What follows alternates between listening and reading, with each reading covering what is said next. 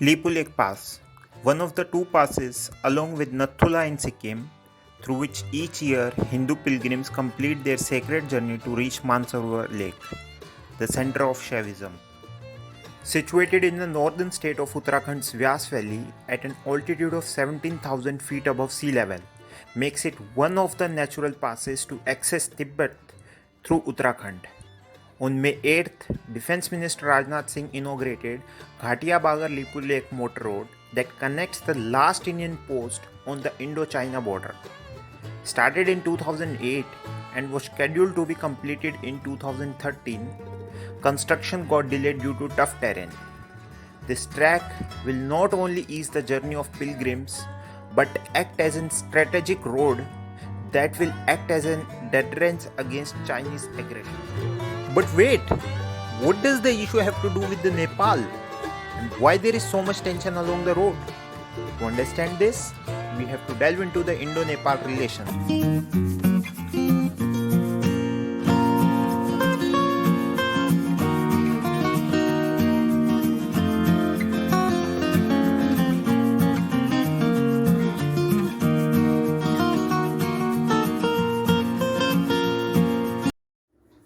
India and Nepal had always been in cordial relationship since ancient time, also referred to as Roti Beti Ka Rishta.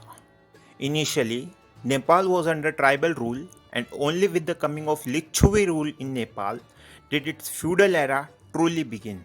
Under Newari rule, Nepal saw a shift from Buddhism to Hinduism and witnessed widespread cultural diffusion. During the Mallas period, the two nations reached their cultural zenith. The extent of closeness between India and Nepal is often appreciated. Our historical, cultural, religious, ethnic, and kinship ties goes back a long way, and the traditionally open border between the two countries continues to reinforce those ties to the present day. Chief priests of the sacred Pashupatinath temple have traditionally been the Bhatt Brahmins from Karnataka, and this practice goes back to at least 350 years. Mention of Nepal in Ramayana is also another religious cohesion. There is another source of strong people to people ties since the British era, as they would recruit Nepalis from across the hill to serve in its Gurkha regiment. Indian Army continued with this practice under an agreement even after the independence. The border that separates India and Nepal is open, allowing for the free and unrestricted movement of people.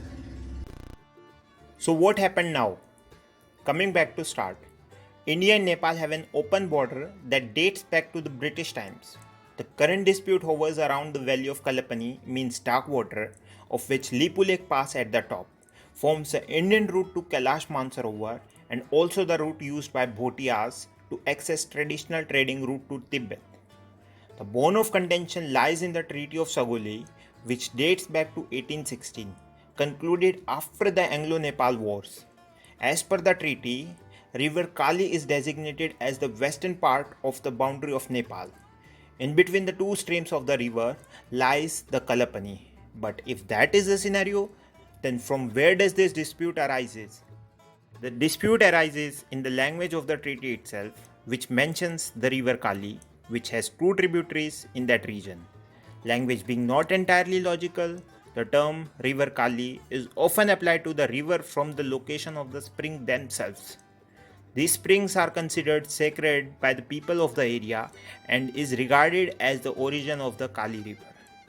Article dated back to 2001 in general mentions that sometimes around 1865 the Britishers shifted the border near Kalapani to the watershed of the Kalapani river instead of the river itself, thereby claiming the area now called the Kalapani territory.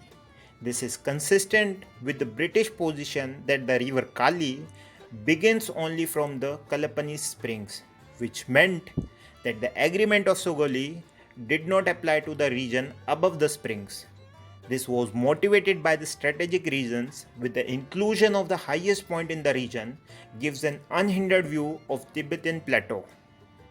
Nepal claims the western tributary as River Kali and hence asserting its right over it, whereas India considered where all the tributaries of the River Kali merges. ORF article mentions that the debate is categorized into two groups. One of scholars, along with the government machinery of Nepal, views that area west of Kalapani is the main river Kali, whereas other group comprises India-Nepal Technical Level Joint Boundary Working Group and officials of the respective embassies argues for area lying southern portion of Kalapani. Different names further aggravate the confusion. Problem also arises with the shifting of the river course itself over a period of time, and this affects the demarcation along the river. No doubt that borders are based on river, but if it changes course, it results in adverse possessions. So why it is important and why Kathmandu is upset? Having enjoyed friendly relations after the Treaty of Friendship 1950, which gives citizens of Nepal equal rights to that of citizens of India. Since 1962, India has closed Lipulekh Pass so that Nepal trade passes through Tinkar Pass. Protests started after the opening of the Lipulekh Pass by China and India in 1997. Kathmandu grew upset over bilateral agreement between India and China in 2015 to increase trade via Lipulekh Pass, stating bypassing its authority. Tensions now flared up with Nepal claiming rights over Kalapani when India constructed a strategic road. Given that Nepal is a buffer state between India and China, both with great power aspirations, Kalapani has greater implication on relation between the three countries. It serves as an important vantage point for India to keep a track of China's movement. With democracy in nascent stages and influence of pro-China groups in government of Nepal, it is widely felt the shifting of Nepal to its northern neighbor. And with another issue simmering, it will only allow the third country to interfere in bilateral relations and make a profit out of it. So what do you think? Should India must take this step to resolve this decades-old bilateral issue and become a global power? Please let us know in the comment box, and for more such videos, please subscribe to our channel, set the bell icon to all and share, like this video. Thanks for watching.